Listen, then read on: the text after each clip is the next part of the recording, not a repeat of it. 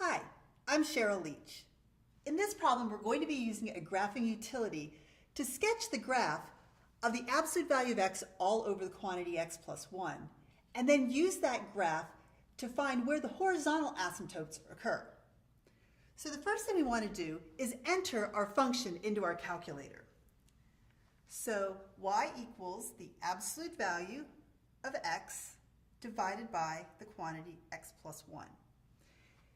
Now you can experiment with the windows, but using an x minimum of -10, maximum of 10 with a scale of 1, and a y minimum of -3, a y maximum of +3, and a scale of 1 is a nice window to use. So when I graph it, I get the picture.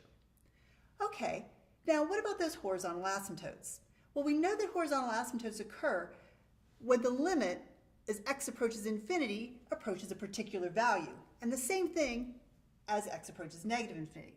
Well, we're going to use the trace key on our utility to move along the curve, letting x get larger and larger. And as we do that, it looks like the y values are getting closer and closer to a +1.